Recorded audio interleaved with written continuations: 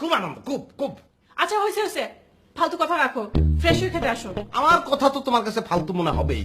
আমি তো কোনোদিন তোমাকে বুঝাইতে পারি নাই যে প্রাইভেসি জিনিসটা কি, হোয়াট ইজ প্রাইভেসি। শোনো, একটা রিকোয়েস্ট করি, ফেসবুকটাকে ডিনামাইট বানায়ও না। ডিনামাইট মানে? পড়াশোনা না করলে ডিনামাইট কি তুমি বুঝবা কিভাবে? ডিনামাইট আলফ্রেড নোবেলের একটা আবিষ্কার, একটা বোমা।